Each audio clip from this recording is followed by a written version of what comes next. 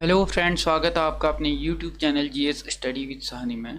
तो आज हम देखेंगे उत्तराखंड के संबंधित कुछ महत्वपूर्ण करंट अफेयर जो आगामी एग्जाम के लिए काफ़ी महत्वपूर्ण रहेंगे। तो वीडियो में अंत तक बने रहिएगा और अगर आप लोग हमारे चैनल पर नए हैं तो चैनल को सब्सक्राइब जरूर कीजिएगा ताकि प्रत्येक वीडियो की नोटिफिकेशन आप लोगों तक आसानी से पहुँच सके। और ये जो करंट अफेयर की सीरीज रहेंगी, जितने भी करंट अफेयर के रहेंगे, अगर आप लोगों ने पिछली वीडियोस नहीं देखी हैं करंट अफेयर की तो प्लेलिस्ट में जाकर के उनको भी देख सकते हैं। ये जो करंट अफेयर रहेंगे आगामी जो 15 अक्टूबर को होने वाला जेल बंदी रक्षक परीक्षा है उसके लिए काफ़ी महत्वपूर्ण रहने वाली है। और जितने भी इस वर्ष में इनकी 2023 में जितने भी एग्ज़ाम होंगे दिसंबर तक के लिए, उन सभी के लिए काफ़ी महत्वपूर्ण रहेंगे। और आज जो देखेंगे हम उत्तराखंड के संबंधित देखेंगे, जो उत्तराखंड में जो घटनाएं महत्वपूर्ण घटित हुई होंगी उन्हीं से संबंधित महत्वपूर्ण प्रश्नों को हम इसमें देखेंगे। तो वीडियो को ज़्यादा से ज़्यादा लोगों तक शेयर जरूर कीजिएगा।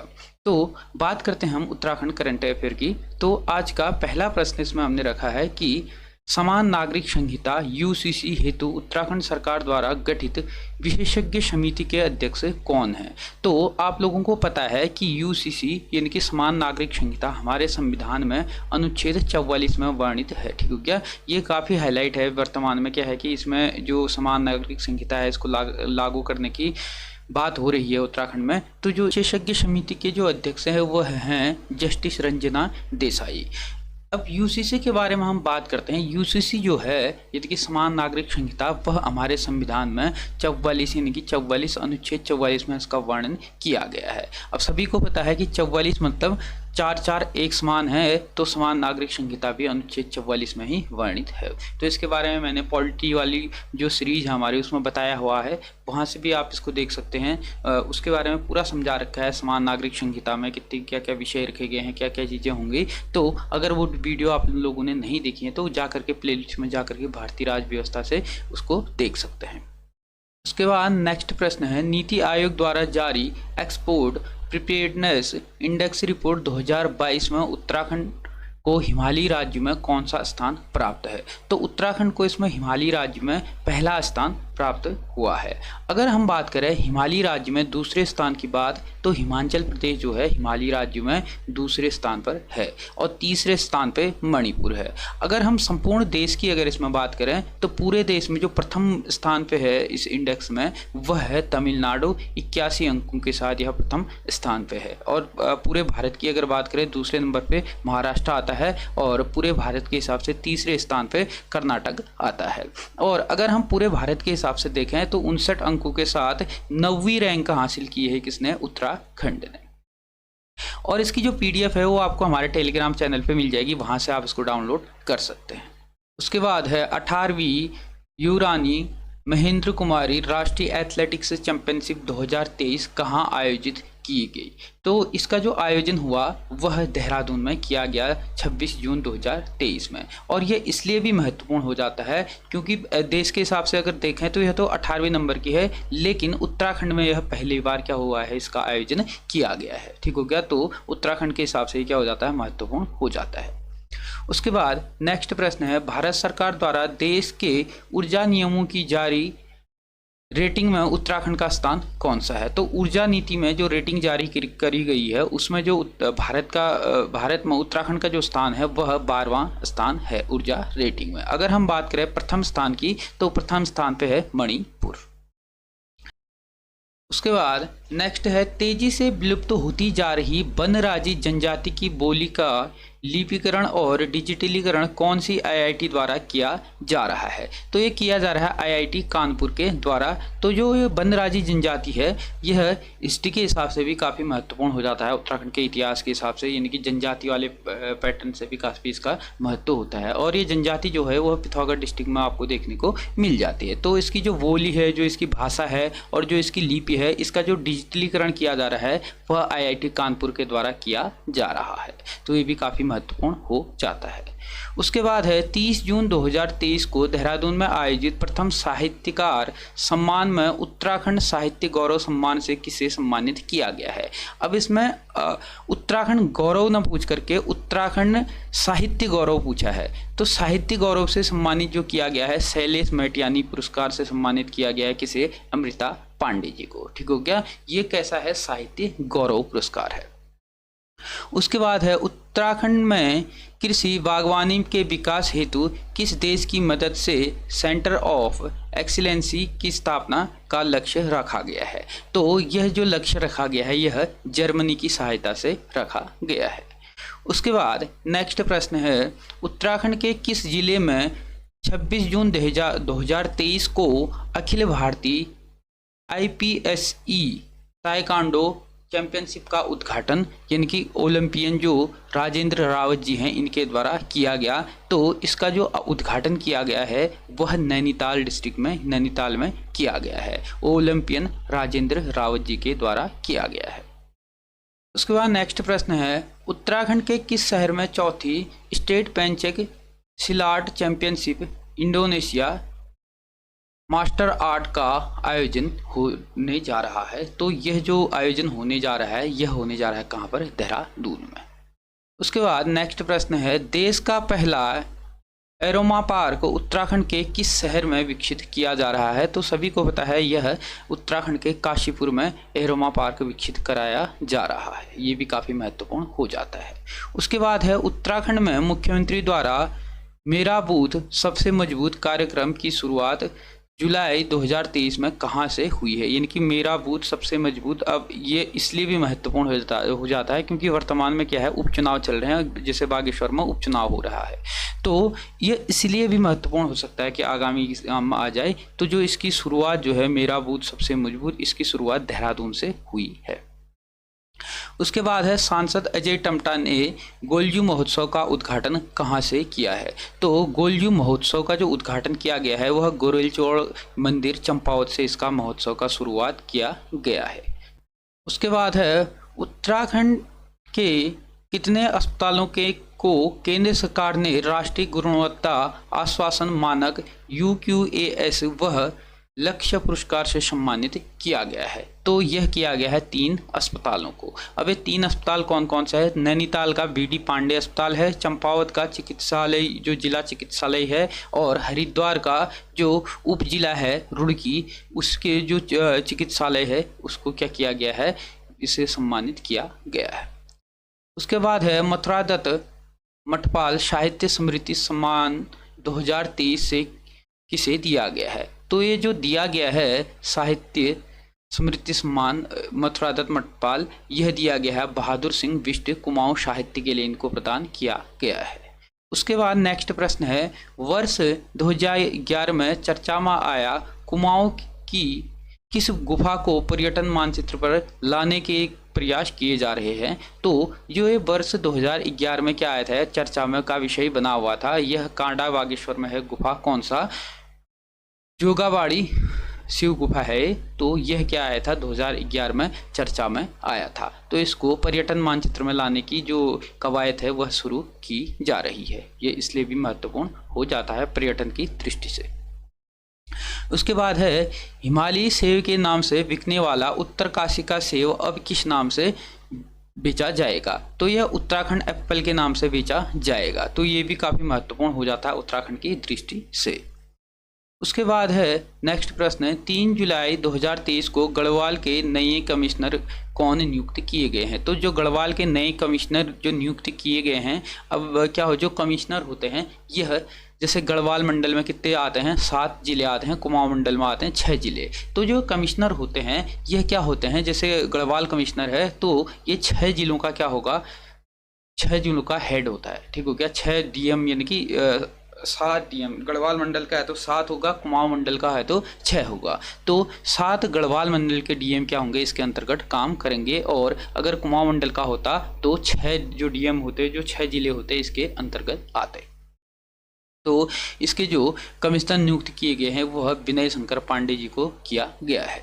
उसके बाद है उत्तराखंड में श्रावणी मेले को शुभारंभ उत्तराखंड के मुख्यमंत्री द्वारा कहाँ से किया गया है। तो ये श्रावणी जो मेला है इसका जो शुभारंभ किया गया है यह जागेश्वर धाम से किया गया है। ठीक हो गया। अब जागेश्वर जो धाम है इसको चौथे जो 4 धाम है उत्तराखंड के उसमें जोड़ने की बात भी हो रही है 5वें धाम के रूप में। उसके बाद है 15वें केंद्रीय स्वास्थ्य एवं परिवार कल्याण परिषद सम्मेलन 2023 का आयोजन उत्तराखंड में कहाँ किया जा रहा है? तो इसका आयोजन उत्तराखंड के देहरादून जिले में कराया जा रहा है। उसके बाद है हाल ही में कुमाऊं विश्वविद्यालय के नए कुलपति किन्हें नियुक्त किया गया है? तो जो ये दिल्ली यूनिवर्सिटी के जो प्रोफेसर थे वे कौन? दीवान सिंह रावत। इनको क्या किया गया है? कुमाऊं विश्वविद्यालय का नया कुलपति नियुक्त किया गया है। और अगर इनका मूल रूप से देखें, इनका मूल निवास अगर देखें तो ये कहाँ के? बागेश्वर के रहने वाले हैं। ठीक हो गया। मूल निवास कहाँ का है इनका? बागेश्वर। बागेश्वर के मूल निवासी ये है। उसके बाद है अल्मोड़ा के लक्ष्य सेन ने कौन सा बैडमिंटन टूर्नामेंट का खिताब अभी हाल ही में जीता है? यानी कि कनाडा ओपन जो बैडमिंटन टूर्नामेंट हुआ था हाल ही में, उसका जो खिताब है यह अपने नाम किया है किसने? लक्ष्य सेन ने। अब लक्ष्य सेन से प्रश्न ये भी पूछता है कि यह मूल रूप से कहाँ के निवासी हैं? तो ये अल्मोड़ा डिस्ट्रिक्ट के क्या है? निवासी हैं। उत्तराखंड के अल्मोड़ा के ये निवासी हैं।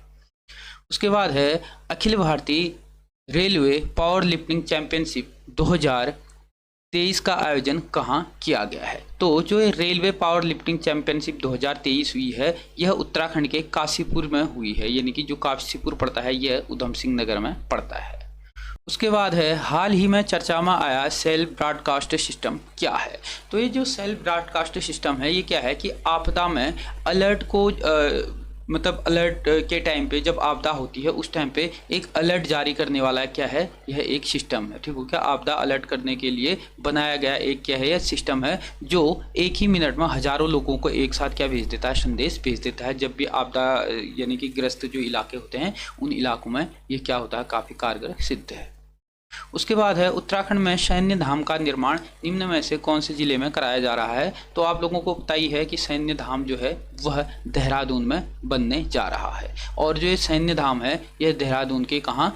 गुनियाल गांव में बनाया जा रहा है। और जो ये सैन्य धाम है इस सैन्य धाम में जो द्वितीय विश्व युद्ध में जितने भी उत्तराखंड के जो शहीद हुए थे उनकी क्या स्मृति यहाँ पर लगाई जाएगी, यानी कि उनकी तस्वीर यहाँ पर लगाई जाएगी। और जो इस सैन्य धाम का जो गेट बनाया जाएगा वह गेट जनरल बिपिन रावत जो उत्तराखंड के प्रथम CDS हैं उनके नाम पर ही यह गेट बनाया जाएगा। और प्रश्न ये भी पूछता है जो जनरल बिपिन रावत हैं उनका संबंध कहाँ से है? तो ये उत्तराखंड के पौड़ी से इनका संबंध है। उसके बाद है 13 जुलाई 2023 को केंद्रीय स्वास्थ्य मंत्री डॉक्टर मनसुख मांडविया ने उत्तराखंड में कहाँ पर पहली सरकारी कैथ लैब का लोकार्पण किया है? तो इसका जो लोकार्पण किया है वह दून मेडिकल कॉलेज देहरादून में किया है। उसके बाद है उत्तराखंड सरकार द्वारा राज्य को ड्रग्स फ्री करने का लक्ष्य कब तक रखा गया है? तो 2025 तक ड्रग्स फ्री करने का लक्ष्य रखा गया है उत्तराखंड सरकार के द्वारा। हाल ही में जारी राष्ट्रीय बहुआयामी गरीबी सूचकांक में उत्तराखंड के कितने स्थान पर रहा है? तो गरीबी सूचकांक में जो उत्तराखंड का स्थान रहा है वह 15वें नंबर में रहा है। ठीक हो गया। और इस रिपोर्ट के अनुसार उत्तराखंड के किस जनपद को सबसे गरीब राज्य का दर्जा प्राप्त है? सबसे गरीब जो राज्य घोषित किया गया है वह किया गया है हरिद्वार को। ठीक हो गया। हरिद्वार क्या है? उत्तराखंड का सबसे गरीब जिला घोषित किया गया है, जनपद न कि राज्य।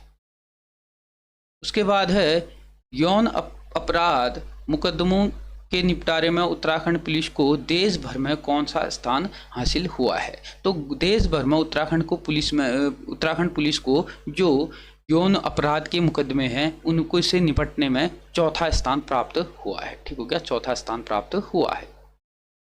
मुख्यमंत्री पुष्कर सिंह धामी ने 8 जुलाई 2023 को कौन सी योजना की शुरुआत की है? तो जो सेवा योजना की जो शुरुआत की है वह की है अपनी सरकार नागरिक सेवा आपके द्वार। ठीक हो गया। इस सेवा का क्या किया गया है? उद्घाटन किया गया है। अब क्या होते हैं कि जो नए पोर्टल या जो नई सेवाएं होती है इनसे संबंधित प्रश्न आते ही आते हैं, इनसे एक न एक प्रश्न पूछा ही जाता है। अब इसमें एक आता है अपनी सरकार। अपनी सरकार जो पोर्टल लागू किया गया था वह किया गया था उत्तराखंड सरकार के द्वारा 2021 में।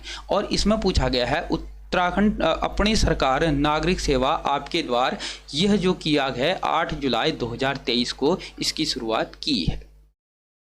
उसके बाद है देश की पहली महिलाओं की कृषि उत्पादक संगठन FPO की गोष्ठी का शुभारंभ कैबिनेट मंत्री सौरभ बहुगुणा ने कहाँ किया है? तो इसका जो शुभारंभ केंद्रीय मंत्री के द्वारा किया गया है, यह किया गया है सितारगंज उधम सिंह नगर में। उसके बाद है देश की पहली महिलाओं की कृषि उत्पादन संगोष्ठी FPO की गोष्ठी का शुभारंभ कैबिनेट मंत्री सौरभ बहुगुणा ने कहाँ किया है? तो ये 2 बार हो गया। उसके बाद नेक्स्ट है मुख्यमंत्री श्री धामी जी के द्वारा कहां पर उत्तराखंड का पहला कंप्रेस बायोगैस प्लांट का लोकार्पण जुलाई 2023 में कहां किया गया है? तो जुलाई 2023 में जो कंप्रेस बायोगैस प्लांट का जो शुभारंभ किया है वह किया है रुद्रपुर में। ठीक हो क्या? उधम सिंह नगर रुद्रपुर में इसका शुभारंभ किया है। उसके बाद है सितंबर 2023 में चेन्नई में होने वाले अंतर्राष्ट्रीय वाइंड फुटबॉल प्रतियोगिता में भारतीय टीम के लिए सहायता कोच के रूप में उत्तराखंड के किस खिलाड़ी का चयन हुआ है? तो उत्तराखंड के जो सहायक कोच यानी कि सहायक कोच के रूप में जो खिलाड़ी का चयन हुआ है वह हुआ है नरेश नयाल का। और इनका जो स्थान अगर पूछा जाता है कि ये कहाँ के स्थानीय निवासी हैं, तो ओखलकंडा नैनीताल के क्या हैं? स्थानीय निवासी हैं। स्थायी निवासी कहाँ के हैं? ओखलकंडा नैनीताल के हैं। उसके बाद नेक्स्ट प्रश्न है हाल ही में केंद्र सरकार ने प्रेस इन्फॉर्मेशन ब्यूरो ने जारी रिपोर्ट में उत्तराखंड का कौन सा स्थान है? तो प्रेस इन्फॉर्मेशन ब्यूरो जो रिपोर्ट जारी की है इसमें जो उत्तराखंड का स्थान है वह 6वां है। उसके बाद है हाल ही में अंतर्राष्ट्रीय शतरंज संघ FIDE की ओर से जारी रेटिंग में उत्तराखंड के किस खिलाड़ी को शामिल किया गया है? तो इसमें जो उत्तराखंड के खिलाड़ी को जो शतरंज संघ में जो FIDE की ओर से जो जारी रैंकिंग में उत्तराखंड के खिलाड़ी का जो नाम है वह है तेज सिंह तिवारी। हल्द्वानी के क्या है? निवासी हैं। उसके बाद है 25 अगस्त 2023 को डॉक्टर धन सिंह रावत ने 45.71 लाख रुपए की लागत से 1942 के आंदोलन भारत छोड़ो आंदोलन और सालम क्रांति के में जितने भी अमर शहीद हुए थे उनकी प्रतिमाओं का अनावरण किया है। तो यह किया है 2 लोगों का, किसका? नरसिंह धानक और टीका सिंह कन्याल का क्या किया है? इनकी प्रतिमाओं का अनावरण किया है। उसके बाद है 25 अगस्त 2023 को मध्य प्रदेश के इंदौर में हुए 26वीं नेशनल ई-गवर्नेंस कॉन्फ्रेंस में उत्तराखंड की एजेंसी को नेशनल ई-गवर्नेंस अवार्ड से सम्मानित किया गया है। तो यह किया गया है सूचना प्रौद्योगिकी विकास एजेंसी ITDA और अपनी सरकार पोर्टल को। ठीक हो गया? इनको क्या किया गया है? सम्मानित किया गया है। उसके बाद है 24 अगस्त 2023 को 69वें राष्ट्रीय फिल्म पुरस्कार की घोषणा के तहत उत्तराखंड की कितनी फिल्मों को राष्ट्रीय पुरस्कार से सम्मानित किया गया है? तो उत्तराखंड की 2 फिल्मों को राष्ट्रीय पुरस्कार से सम्मानित किया गया है। इसमें एक जो फिल्म है वह है पाताल ती। ठीक हो गया? पाताल ती है और यह क्या है? एक शॉर्ट फिल्म है। और एक जो पाताल ती है यह भूटिया जनजाति की भाषा से संबंधित है, यानी कि भूटिया जनजाति से संबंधित है। तो इसलिए भी क्या हो जाती है? काफ़ी महत्वपूर्ण हो जाती है। और जो दूसरी फिल्म है वह गढ़वाली फिल्म है, एक था गांव। यह कैसी फिल्म है? हिंदी भाषा की गढ़वाली फिल्म है। उसके बाद है उत्तराखंड सरकार द्वारा 24 अगस्त 2023 में रक्षाबंधन के अवसर पर महिला समूहों की ओर से निर्मित उत्पादकों को व्यापार बाजार उपलब्ध कराने हेतु कौन सी योजना चलाई जा रही है? तो इसके लिए जो योजना चलाई जा रही है वह मुख्यमंत्री सशस्त्र वहीना उत्सव योजना चलाई जा रही है। उसके बाद बाघ रिपोर्ट को हम थोड़ा देख लेते हैं। बाघ रिपोर्ट आप लोगों ने पढ़ लिया होगा, पिछले महीने ये पेपरों में भी आया हुआ था कि कितने कितने बाघ हैं, कहाँ कहाँ कितने कितने बाघ हैं। इससे भी एक न एक यानी कि वन्य जीव डाइवर्सिटी से भी प्रश्न पूछा जाता है। तो इससे हम देख लेते हैं, अच्छे से इसको समझ लेते हैं। सबसे पहले देखो कि बाघ जनगणना 2022, और अभी तक जो बाघों की जनगणना हुई है वह 5वीं बार यह हुई है। ठीक हो गया? 5 बार हो गई है। और जो अभी वर्तमान में 2022 में जो हुई है पिछले साल, वह 5वें नंबर की क्या है? बाघ जनगणना है। तो जनगणना 2022 के अनुसार बाघों की संख्या कितनी है उत्तराखंड में? तो उत्तराखंड में जो इसकी संख्या अभी आंकी गई है वह 560 आंकी गई है। अगर हम बात करें जो 5 बार हुई है, सबसे पहली बार जो बाघों की जनगणना हुई है देश में वह हुई है 2006 से। ठीक हो गया। 2006 में पहली बार क्या हुई, जनगणना हुई है और ये प्रत्येक 4 साल में होती है फिर, ठीक हो गया। प्रत्येक 4 साल में इसकी जनगणना की जाती है बाघों की। तो उत्तराखंड में सबसे पहले जब 2006 में इसकी जनगणना हुई थी तो बाघों की संख्या 178 तब आंकी गई थी। उसके बाद 2010 में होती है, तब बाघों की संख्या होती है 227। उसके बाद 2014 में तब होती है 340 और 2018 में 442 और 2022 में 560, ठीक हो गया। और सबसे अधिक जो बाघों की वृद्धि हुई है वह हुई है 2018 से लेकर के 2022 के बीच में उत्तराखंड में। अभी इसकी वजह समझेंगे। अगर हम भारत की बात करें, भारत में जब 2006 में जब आके गए थे तब 1400 टोटल बाघ थे, 1411 थी। 2010 में 1706 से, 2014 में फिर 2226 थे, 2018 में 2967 थे और 2022 की बात करें तो 3167 बाघ भारत में हैं। अगर हम बात करें उत्तराखंड में सबसे अधिक जो बाघों की बढ़ोतरी हुई है वह 2018 से 2022 की बनती हुई है, तब 108 बाघों की क्या हुई है, वृद्धि हुई है। अगर हम बात करें कि भारत में सबसे अधिक बाघों की जनसंख्या वाला राज्य, तो मध्य प्रदेश सबसे अधिक बाघों की जनसंख्या वाला राज्य है और मध्य प्रदेश में बाघों की जो जनसंख्या है वह कितनी है, 785 है। उसके बाद दूसरे नंबर पे कर्नाटका आ जाता है 563 के साथ और 560 बाघों के साथ उत्तराखंड तीसरे स्थान पे रहता है। और वर्तमान में बाघों की अगर संख्या देखें तो 3167 टोटल भारत में बाघ हैं। और सर्वाधिक बाघ वाला अगर टाइगर रिजर्व की अगर बात करें तो सबसे अधिक जो बाघ हैं वह कार्बेट नेशनल पार्क में हैं। और कार्बेट नेशनल पार्क में जो 2018 में बाघ थे वह थे 231 और 2022 में जो इनकी संख्या बढ़ करके कितनी हो गई है, 260 इनकी संख्या हो गई है। उसके बाद है 18 से 21 अगस्त 2023 के मध्य इंडोनेशिया के जकार्ता में आयोजित master Asia cup football tournament में उत्तराखंड के कितने फुटबॉल खिलाड़ियों को शामिल किया गया। तो इसमें उत्तराखंड के 2 खिलाड़ियों को शामिल किया गया था और ये कहाँ हुई थी, इंडोनेशिया के जकार्ता में आयोजित की गई थी। और इसमें जो 2 खिलाड़ी हैं वह सुभाष अरोरा रुद्रपुर के और विनोद सिंह पिथौरागढ़ के निवासी हैं। उसके बाद है चीन में आयोजित वर्ल्ड यूनिवर्सिटी गेम्स 2023 में उत्तराखंड के किस खिलाड़ी ने कांस्य पदक जीता है। तो यह जीता था किसने, मानसी नेगी ने, ठीक हो गया। और इसको गोल्डन गर्ल के नाम से भी जाना जाता है। और मानसी नेगी का अगर देखें मूल निवास स्थान तो ये चमोली से आती है।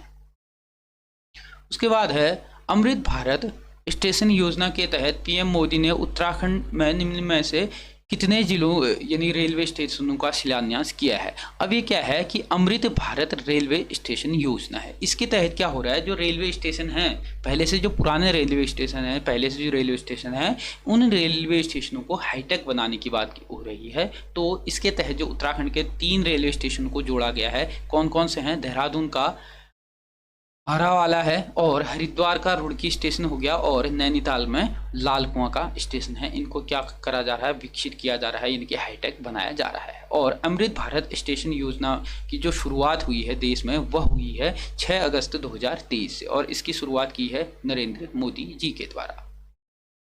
उसके बाद है चीन सीमा पर स्थित नेलंग और जादुंग गांव उत्तराखंड राज्य के उत्तरकाशी जिले में है, ठीक हो गया। और अब इनको क्या किया जा रहा है, प्राइवेट विजिलेंस योजना के तहत इनका विकास किया जा रहा है, ठीक हो गया। और जो ये प्राइवेट विजिलेंस प्रोग्राम है, इस योजना का जो शुभारंभ किया जा रहा है यानी कि जीवंत ग्राम कार्यक्रम के तहत किया जा रहा है। इसका मतलब कि जो ये गांव हैं, ये जो सुदूर गांव हैं यानी कि जो चीन सीमा के बॉर्डर पे हैं, जो क्या हो गए हैं, उजड़ चुके हैं, मतलब लगभग ख़त्म के कगार हैं, तो ऐसे गाँव को दोबारा बसाने की बात की जा रही है। अगर बात करें कि भारत में जो ऐसे गाँव हैं उनकी अगर जो शुरुआत हुई है वर्ल्ड, तो वह हुई है, वह किसके द्वारा की गई है, अमित शाह के द्वारा की गई है, ठीक हो गया। जो अमित शाह है, अमित शाह के द्वारा की गई है। और वह कहाँ से शुरुआत की गई थी इसकी, कीवुथु, ठीक हो गया। कीवुथु यानी कि अरुणाचल प्रदेश का जो हमारा भारत का पूर्वी पॉइंट है अरुणाचल प्रदेश में कीवुथु, वहाँ से इसकी शुरुआत की गई। उसके बाद है कनाडा में आयोजित world police and fire game 2023 में मुकेश पाल ने कौन सा पदक जीता है। तो इन्होंने क्या जीता है, रजत पदक जीता है मुकेश पाल के द्वारा। उसके बाद है उत्तराखंड की कितनी महिलाओं यानी कि किशोरियों को तिलू रोतेली पुरस्कार से सम्मानित किया गया है। और ये जो तिलू रोतेली पुरस्कार जो दिया जाता है वह दिया जाता है 8 अगस्त को। ठीक हो गया। यानी कि तिलू रोतेली जो उत्तराखंड की क्या थी वीरांगना है, इसकी जन्मदिन यानी कि 8 अगस्त कब हुआ था इनका जन्म? 8 अगस्त 1661 में इनका जन्म होता है। ठीक हो गया। और ये क्या है, उत्तराखंड की वीरांगना है, इनके जन्म दिवस पर ही क्या किया जाता है? तिलू रोतेली पुरस्कार से सम्मानित किया जाता है। तो वर्तमान में उत्तराखंड की 14 महिलाओं को इससे सम्मानित किया गया है। अगर बात करें 2022 की, तो 2022 में इसमें 12 महिलाओं को सम्मानित किया गया था। और अभी कितनी महिलाओं को किया गया है? 14 महिलाओं को किया गया है। अगर हम इनको देखें एक एक करके, तो जैसे खेल दिव्यांग वर्ग से पैरा एथलेटिक्स जो है गरिमा जोशी अल्मोड़ा से आती हैं, इनको दिया गया है। और राज्य स्तरीय पैरा खिलाड़ी जो है मोहिनी कोरंगा बागेश्वर से ये आती हैं।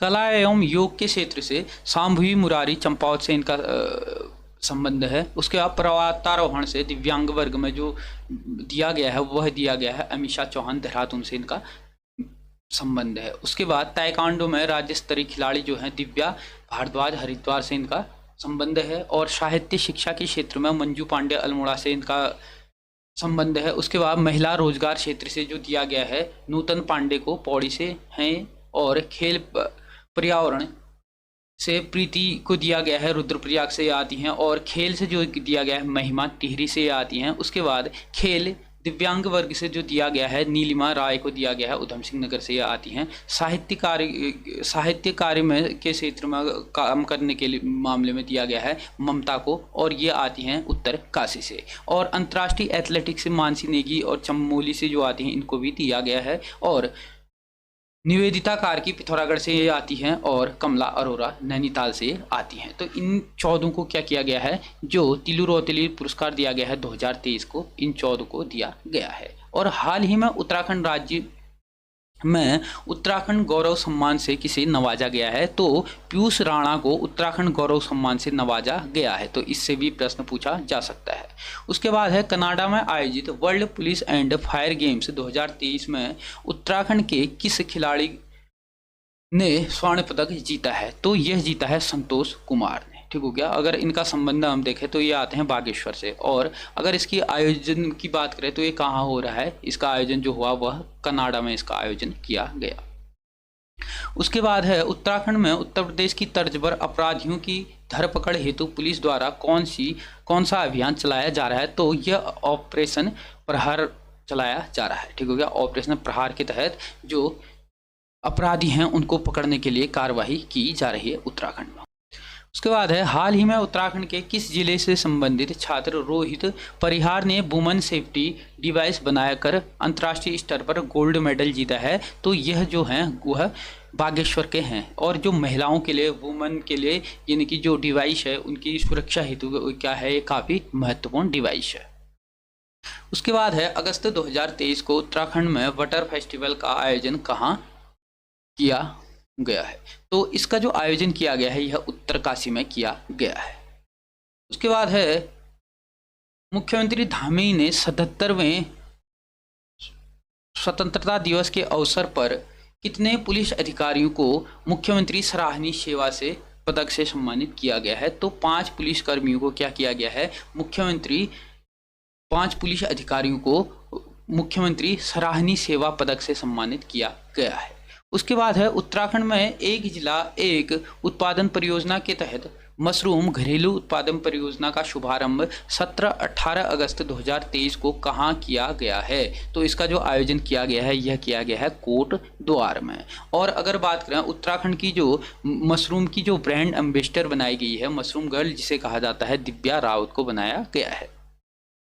उसके बाद है खेल मंत्री रेखा आर्य ने कहाँ पर पंडित नैन सिंह सर्वेयर पर्वतारोहण ट्रेनिंग संस्थान का विधिवत शुभारंभ किया है? तो यह किया है कहाँ पर? मुनस्यारी में, हाल ही में किया है। लेकिन अगर बात करें कि इसका जो निर्माण हुआ था वह जो इसका निर्माण हो गया था, इसकी जो स्थापना होती है वह 2014 में हो गई थी। लेकिन विधिवत अगर इसके जो शुभारंभ हुआ है वह हुआ है कहाँ पर? मुनस्यारी में। हाल ही में इसका विधिवत क्या किया गया है? शुभारंभ किया गया है रेखा आर्य जी के द्वारा। उसके बाद है सितंबर में शुरू होने वाली ओशन ग्लोब रेस यानी कि OGR की 27,000 मील यात्रा में उत्तराखंड से कौन भाग लेंगी? तो ये क्या होता है, नौसेना का एक सैन्य अभ्यास है। इसमें जो भाग लेंगी वह कौन लेंगी? वह लेंगी पायल गुप्ता, ये क्या हैं? नौसेना की अधिकारी हैं। तो ये थे उत्तराखंड से संबंधित महत्वपूर्ण करंट अफेयर से संबंधित प्रश्न। अगर आप लोग इनको देख लेते हैं तो आगामी होने वाले एग्जाम के लिए काफ़ी महत्वपूर्ण रहने वाली हैं। आप एक बार भी अगर इसको देखते हैं तो एग्जाम के लिए आपके प्रिपेयर हो जाएंगे। तो इसका जो PDF होगा मैं अपने टेलीग्राम चैनल पे डाल दूंगा, लिंक मैंने डिस्क्रिप्शन पे दिया हुआ है, वहाँ से आप हमारे चैनल को ज्वाइन कर सकते हैं और जितनी भी वीडियोस होती हैं उन सभी के PDF वहाँ पे आसानी से मिल जाती हैं। तो अगर वीडियो अच्छी लगी तो ज़्यादा से ज़्यादा लोगों तक इसको शेयर कीजिएगा, चैनल को सब्सक्राइब कीजिएगा। धन्यवाद।